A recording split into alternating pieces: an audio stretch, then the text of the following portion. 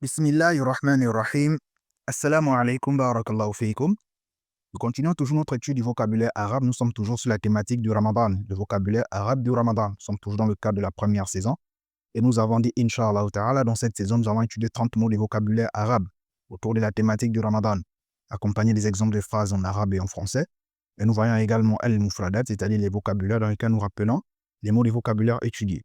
Comme vous savez, vous avez la possibilité de télécharger les PDF de nos cours sur notre plateforme Telegram. Vous allez trouver le lien dans la description de cette vidéo, si ce n'est pas encore fait. Et pensez également, Inch'Allah ta'ala, à partager aux autres pour que ça soit également profitable pour les autres. Et n'hésitez pas également de rejoindre notre chaîne YouTube pour ne pas manquer nos prochaines vidéos que nous allons mettre à votre disposition et les prochaines formations que nous allons publier sur cette chaîne. Alors, sans plus tarder, nous allons voir le mot du jour, Nabda'u ala barakatillah.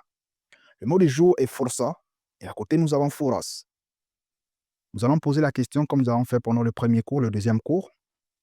La question est la suivante. Forsa, c'est un isme, un nom. C'est un fi'l, un verbe, ou bien est-ce que c'est une harf, une particule. Nous disons forsa est un isme. Et nous avons son jama à côté, foras.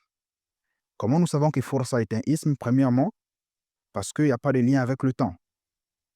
Forsa signifie opportunité. Et foras, c'est deux opportunités, plusieurs opportunités. Est-ce que c'est une opportunité au passé, au présent, au futur? On ne sait pas. Il n'y a pas de lien avec le temps. Donc, nous pouvons dire que c'est un isme.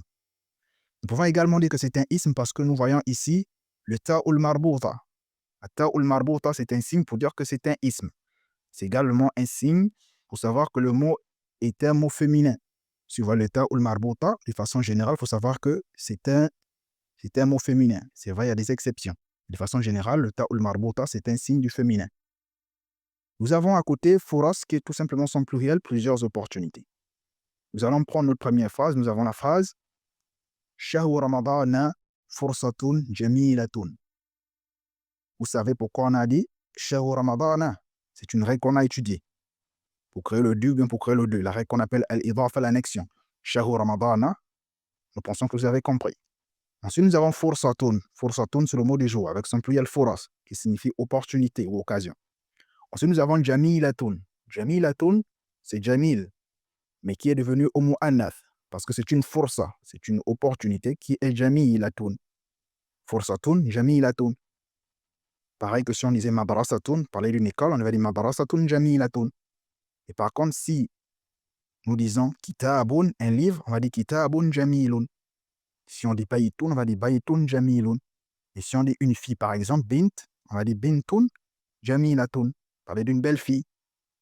Alors, comment on peut traduire cette phrase? Essayez chez vous, Inch'Allah.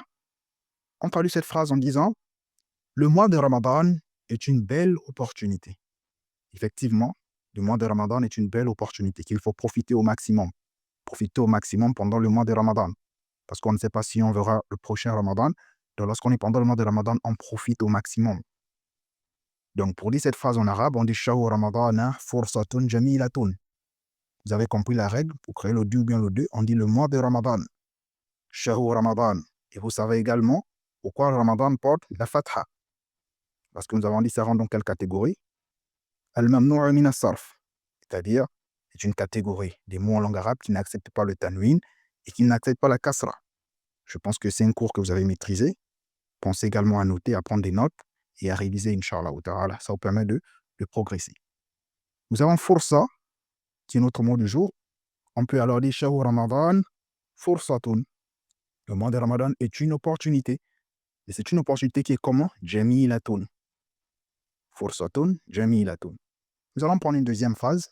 Nous avons la phrase Ramadanu fursatun li abi. Je pense que vous avez compris la phrase. Ramadanu fursatun li abi. Le li, ça signifie pour. Ça permet également d'exprimer la possession.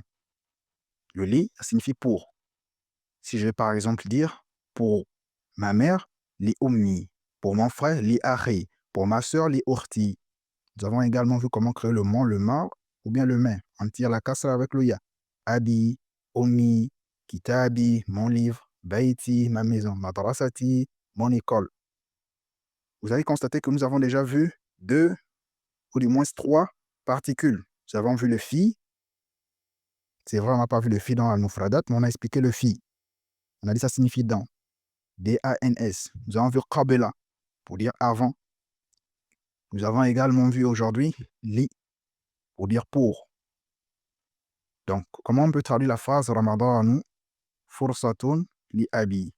On traduit cette phrase en disant le Ramadan est une opportunité pour mon père. Abi, mon père. Li abi, pour mon père. Vous avez constaté, on a dit le Ramadan. En arabe, on écrit Ramadan. Vous savez pourquoi? On a expliqué ça pendant le deuxième cours. Premier cours également, on a expliqué. Lorsqu'on dit Ramadan, mais en français, on écrit le Ramadan. Nous avons dit que le mot Ramadan, c'est comme le mot Makkah, c'est un ismu alam, c'est un nom propre. Il n'y a pas la nécessité de mettre le al parce que c'est un nom qui est intrinsèquement ma'arifa. Donc, il n'y a pas la nécessité de mettre le al. Le Ramadan est une opportunité pour mon père. En arabe, on dit Ramadan fursatun li abi. Alors, nous passons à al-mufradat, c'est-à-dire les vocabulaires, les mots que nous avons étudiés aujourd'hui. Nous avons étudié fursa, qui signifie opportunité ou occasion, avec son pluriel furas. Nous avons étudié jamila. On peut dire jamil pour dire beau. Jamila, c'est pour dire belle. Ensuite, nous avons vu li, li qui signifie pour. On a également étudié qabla pour dire avant. On a aussi étudié fi, qui signifie dans. Il faut savoir que de la même manière que qabla et fi, les mots qui viennent après sont majrour. Il faut savoir que le mot qui vient après li doit être majrour. Li Muhammadin, pour Muhammad. On dit, par exemple, li kitab, bien li kitab. On va dire pour le livre. Donc le mot qui vient après doit porter la kasra, li kitabi. Nous sommes arrivés à la fin de ce cours. N'hésitez pas de partager autour de vous, que ça soit également profitable pour les autres. Ceux également qui veulent rejoindre nos cours, vous allez trouver les détails dans la description de cette vidéo. Qu'Allah vous bénisse. Wassalamu alaikum.